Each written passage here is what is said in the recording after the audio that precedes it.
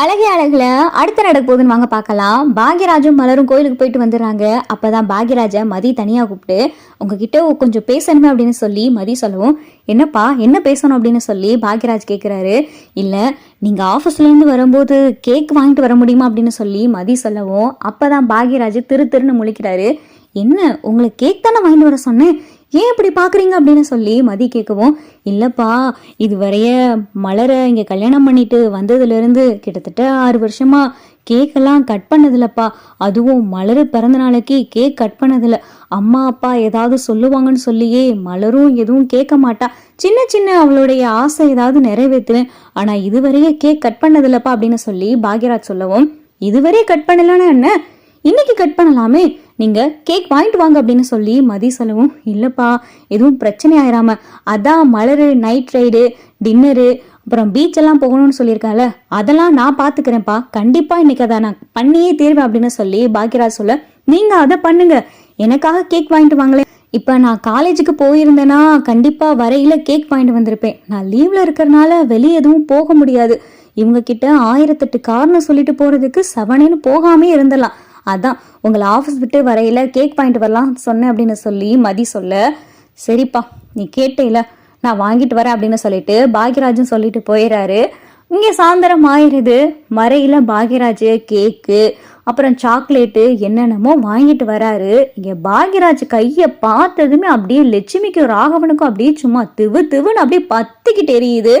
என்னடா இது கையில என்னென்னமோ இருக்கு, ஸ்வீட்டு, அது என்ன பார்த்தா கேக் பாக்ஸ் மாதிரி இருக்கே அப்படின்னு சொல்லி லட்சுமி கேட்க, இல்லம்மா இன்னைக்கு மலருக்கு பிறந்த நாள்ல அதான் கேக் அப்படின்னு சொல்லிட்டு பாக்யராஜ் சொல்லவும், நான் தான் வாங்கிட்டு வர சொன்னேன் அப்படின்னு சொல்லி வேகமா வந்து மதி சொல்லவும், அதானே இத்தனை வருஷம் இல்லாதது என்னடா புதுசா இருக்கேன்னு பார்த்தேன், நீ பார்த்த வேலையா இது அப்படின்னு சொல்லி லட்சுமி சொல்லவும், ஏன் கேக் கட் பண்றதுனால என்ன இருக்கு, வீட்டுல குழந்தை இருக்கு, ஏன் நீங்களா கேக் சாப்பிட மாட்டீங்களா, பிறந்த நாளைக்கு கேக் வெட்டுறதுல என்ன இருக்கு அப்படின்னு சொல்லி மதி கேட்கவும், இங்கே பாரு இவ பிறந்த நாளைக்கு இத்தனை வருஷம் நாங்க கேக்கெல்லாம் வெட்டினது கிடையாது, அவளும் இதெல்லாம் செஞ்சதும் கிடையாது, அவ வீட்லயே அதெல்லாம் பண்ணிருப்பாளான்னு தெரியல, இங்க வந்தானா பிறந்த நாள் அன்னைக்கு கோயிலுக்கு போயிட்டு வருவா, அவ்வளவுதான், மத்தபடியெல்லாம் ஒண்ணும் இல்ல, நீ வந்து புதுசா ஆரம்பிக்கிறிய அப்படின்னு சொல்லி லட்சுமி சொல்லவும், கேக் கட் பண்றதுனால ஒன்னும் கிடையாதுங்க அப்படின்னு சொல்லிட்டு வேகமா மதி கேக்கெல்லாம் எடுத்து வைக்கிறாங்க.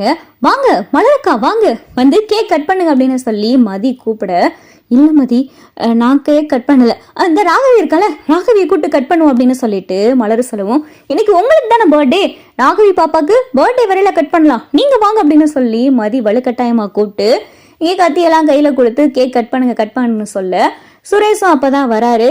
அண்ணி உங்களுக்கு இன்னைக்கு பிறந்த நாளா அப்படின்னு சொல்லி சுரேஷ் கேட்கவும், ஆமா சுரேஷ் நீ காலையில வேலைக்கு ரொம்ப பிஸியா கிளம்பிக்கிட்டு இருந்தியா, அதான் உன்கிட்ட எதுவும் சொல்ல முடியல அப்படின்னு சொல்லி மலரு சொல்லவும், பரவாயில்ல நீ நான் இந்த ஃப்ரெஷ்அப் ஆயிட்டு வந்துடுறேன் அப்படின்னு சொல்லிட்டு வேகமா சுரேஷும் போயிட்டு ட்ரெஸ் எல்லாம் மாத்திட்டு வர, கேக் கட் பண்ணுங்க அண்ணி அப்படின்னு சொல்லி சுரேஷும் சொல்லவும், இங்க மலரு கேக்கெல்லாம் கட் பண்றாங்க. அப்ப ராகவன் மூஞ்சிலையும் லட்சுமி மூஞ்சிலையும் ஒரு சந்தோஷம் இல்ல, ஒரு பேருக்கு கூட பிறந்த நாள் அப்படின்னு சொல்லி வாழ்த்து கூட சொல்லல, அப்படியே முகத்தை உராங்கொட்டா மாதிரி வச்சுக்கிட்டு 2 பேர் உட்காந்துருக்காங்க. அத்தை கேக் எடுத்துக்கங்க அப்படின்னு சொல்லிட்டு மலரு கொடுக்கவும், சரி ஏண்டா பாக்யராஜ் இந்த கேக் எவ்வளவு அப்படின்னு சொல்லி லட்சுமி கேட்க, அதெல்லாம் எதுக்குமா அப்படின்னு சொல்லிட்டு இங்க பாக்யராஜ் சொல்லுடா, அது முந்திரி பருப்பு பிஸ்தா பருப்பு பாதாங்கிதான் சொல்லி எல்லாம் போட்டிருக்கு, இதெல்லாம் பார்க்கையில கேக்கு விலை அதிகமா இருக்கும் போலே அப்படின்னு சொல்லி லட்சுமி சொல்லவும், மா அதெல்லாம் எதுக்குமா, மலருக்கு பிறந்த நாள், இத்தனை வருஷம் அவளுக்கு கேக் வெட்டது கிடையாது, இன்னைக்கு வெட்டணும் அவ்வளவுதானமா அப்படின்னு சொல்லி பாக்யராஜ் சொல்ல, இங்க பாருப்பா பாக்யராஜ் இப்படி கேக்கு தினமும் சாயந்தரம் வரையில ஸ்வீட்டு அது இதுன்னு இப்படி கையில இருக்கலாம் செலவு பண்ணின்னு வை, குடும்பம் நடத்த முடியாதுப்பா அப்படின்னு சொல்லி ராகவன் ஒரு பக்கம் அட்வைஸ் பண்ண, சரிப்பா சரி அப்படின்னு சொல்லி பாக்யராஜும் பார்த்தா எப்படியோ சமாளிச்சுறாரு. நைட்டு எல்லாரும் சாப்பிட்டுட்டு தூங்கவும் போயிடுறாங்க. அப்பதான் மதி கிட்ட மலர் வந்து, மதி ராகவியை மட்டும் பார்த்துக்க, நானும் இவரும் நைட் ரைடு போறோம் அப்படின்னு சொல்லிட்டு மலர சொல்ல, நீங்க நல்லபடியா போயிட்டு வாங்க, ராகவி கூட இன்னைக்கு நான் படுத்துக்கிறேன், அவர் ரூம்ல படுத்துக்கிறட்டும், நீங்க வர தட்டிக்கும் ராகவி கூட உங்க ரூம்ல நான் படுத்துக்கிறேன் அப்படின்னு சொல்லி மதி சொல்லவும், ரொம்ப தேங்க்ஸ் மதி அப்படின்னு சொல்லி மலர் சொல்லவும், சரி பார்த்து போயிட்டு வாங்க அப்படின்னு சொல்லிட்டு மலரு மதி கிட்ட சொல்லிட்டு மலரும் பாக்யராஜும் பைக் எடுத்துக்கிட்டு நைட் ரைடு வெளியே கிளம்பிடுறாங்க. இங்கே லட்சுமியும் ராகவனும் தூங்கிக்கிட்டு இருக்காங்க. இங்கே சத்தமே இல்லாமல் மலரும் பாக்யராஜும் வெளியே பீச்சு ரெசார்ட்டு காஃபி குடிக்கிறதுன்னு சொல்லி அவங்க பாட்டுக்கு நல்லா ஜாலியா இருக்காங்க. அப்பதான் கொஞ்ச நேரத்திலேயே ராகவனுக்கு நெஞ்செல்லாம் எரியிற மாதிரி இருக்கு. இங்க ராகவன் எந்திரிச்சு உட்காந்து என்ன நெஞ்செல்லாம் இப்படி எரியுது அப்படின்னு சொல்லி நெஞ்ச தேய்ச்சிக்கிட்டு இருக்க. அப்பதான் லட்சுமி என்னங்க என்ன ஆச்சு அப்படின்னு கேட்கவும், இல்ல கேக்கெல்லாம் எனக்கு சாயந்தரம் சாப்பிட்டதும் எதுவும் ஒத்துக்கறல போல, நெஞ்செல்லாம் எரியுது, கொஞ்சம் சீரக தண்ணி வச்சு எடுத்துட்டு வா அப்படின்னு சொல்லி ராகவன் சொல்ல. அப்பதான் லட்சுமி இதை போய் லட்சுமி வைக்காம தூங்கிக்கிட்டு இருந்த மலரை உசுப்பி மலர்கிட்ட ஜீரக தண்ணி வைக்க சொல்லணும்னு சொல்லி இங்க மலர் ரூமுக்கு வந்து லட்சுமி கதவை தட்டிக்கிட்டு இருக்கு. ஏன் மலரு மலரு, மாமாவுக்கு நெஞ்செல்லாம் எரியற மாதிரி இருக்கான், எந்திரி, அவரு தூங்கல, அவரால் தூங்க முடியல, அவருக்கு ஜீரக தண்ணி வேணுமா, எந்திரி எந்திரிச்சு ஜீரக தண்ணி வச்சு கொடு, ஏன் மலரு பாக்யராஜ் அப்படின்னு சொல்லிட்டு இங்க லட்சுமி ரூமு கதவை போட்டு டம்மு டம்முன்னு தட்ட. இங்க லட்சுமியோடைய சத்தத்தை கேட்டதுமே மதிக்கு பயங்கரமான அதிர்ச்சி. ஐயோ இவங்களா, அவங்க வெளியே போயிருக்காங்களே, இன்னும் அவங்க வரலையே அப்படின்னு சொல்லிட்டு லட்சுமிக்கு பயந்துகிட்டு மதி கதவை திறக்காமையே உள்ளேயே இருக்காங்க. அது என்ன இவருக்கு நெஞ்சரிச்சல்னா இவங்க ஜீரக தண்ணி வச்சு கொடுக்க கூடாதா, தூங்கிக்கிட்டு இருக்கிறவங்கள உசுப்பி அவங்க தான் வச்சு கொடுக்கணுமா, இவங்களுக்கு கை இல்லையா அப்படின்னு சொல்லி மதி அந்த கோவத்திலேயே கதவை திறக்காமையே ராகவி பக்கத்துல படுத்திருக்காங்க. கொஞ்ச நேரத்திலேயே மலரும் பாக்யராஜும் கதவை திறந்து உள்ள வர இங்க மலரோடைய ரூமு கதவை லட்சுமி தட்டிக்கிட்டு இருக்க. என்னடா கதவை திறக்கிற சத்தம் கேக்குதுன்னு சொல்லி லட்சுமி திரும்பி பார்க்க பாக்யராஜும் மலரும் வராங்க. ஏய் எங்கடி போயிட்டு வர, நான் இங்க ஓ ரூமு கதவை தட்டிக்கிட்டு இருக்கேன், அப்ப இந்த ரூமுக்குள்ள யாரு இருக்கா, ராகவி மட்டும்தான் இருக்காளா, எங்கடி போயிட்டு வர, என்னடி இது ட்ரெஸ், தலையும் விரிச்சு போட்டுக்கிட்டு, என்ன பாக்யராஜ் இது அப்படின்னு சொல்லி லட்சுமி கத்த. ஏங்க ஏங்க எந்திரிச்சிங்க, கொஞ்சம் வெளியே வந்து பாருங்களேன் அப்படின்னு சொல்லிட்டு லட்சுமி ஊரையே கூப்பிட ராகவனு வெளியே எந்திரிச்சு வராரு.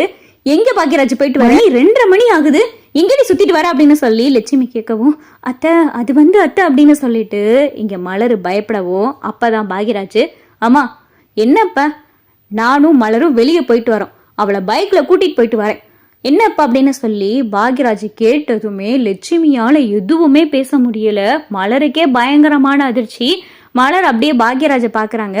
இன்னைக்கு அவ பிறந்த நாள், அவ நைட்டு வெளியே போகணும்னு ஆசைப்பட்டா, பைக்ல கூட்டிட்டு போகணும்னு சொன்னா, அதனால நான் அவளை பைக்ல கூட்டிட்டு போனேன், உள்ள மதி இருக்கு, மதி கூட தான் ராகவி இருக்கா, மதி கிட்ட சொல்லிட்டு தான் ராகவியை விட்டுட்டு போனோம் அப்படின்னு சொல்லி பாக்யராஜ் சொல்லவும், பாத்தீங்களாங்க பாத்தீங்களா எப்படி பேசுறான்னு பாத்தீங்களா அப்படின்னு சொல்லி லட்சுமி ராகவன் கிட்ட சொல்லவும், வர வர இந்த வீட்டுல நடக்கிறது எதுவுமே சரியில்லை லட்சுமி அப்படின்னு சொல்லி ராகவன் சொல்லவும், மாமாவுக்கு நெஞ்சரிச்சல், அவரால் தூங்க முடியல, சீரக தண்ணி வச்சு கொடுக்கலான்னு சொல்லி ஒரு ரூம கதவு தட்டினா நீ வெளியே போய் ஊர் சுத்திட்டு வரையோ, ஊரு மெஞ்சிட்டு வரையோ அப்படின்னு சொல்லி வாய்க்கு வந்தபடி லட்சுமி பேசவும், அம்மா அப்படின்னு சொல்லிட்டு பாக்யராஜ் குரலை ஒசத்தி கைய நீட்டவும் லட்சுமியால பார்த்தா எதுவுமே பேச முடியல. என்ன பாக்யராஜ் அடிக்க கை உங்குறியா, அடிச்சிருவியா என்ன, ஓ அந்த அளவுக்கு இவ உனக்கு சொல்லி கொடுத்திருக்காளா அப்படின்னு சொல்லிட்டு லட்சுமி சொல்லவும், அத்தை நான் எதுவும் சொல்லல அப்படின்னு சொல்லி மலரு சொல்லவும், என்னம்மா நான் என்ன தப்பு பண்ணிட்டேன், இல்ல மலர் தான் என்ன தப்பு பண்ணிட்டா, நாங்க 2 பேரும் புருஷன் மாட்டாட்டி, அவளுக்கு பிடிச்சிருக்குன்னு சொல்லி ஒரு விஷயம் கேட்டா அதை நான் செஞ்சேன்,